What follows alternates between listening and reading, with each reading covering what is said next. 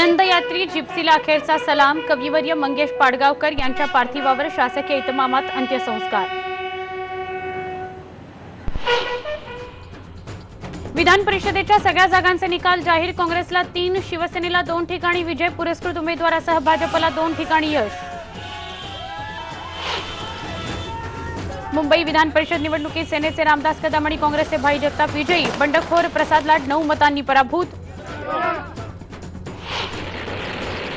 कोल्हापुरात काँग्रेसचे सतेज पाटील विजयी, तर सोलापुरात भाजप पुरस्कृत प्रशांत परिचारक यांचा विजय।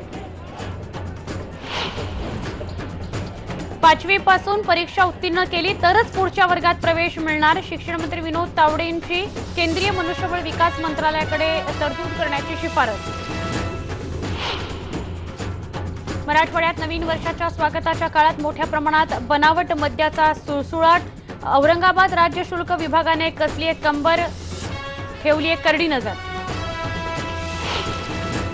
डायलिसिससाठी लागणारी 13 औषधं करमुक्त करण्याचा राज्य सरकारचा निर्णय। डायलिसिसच्या पेशंट्सना मिळणार दिलासा।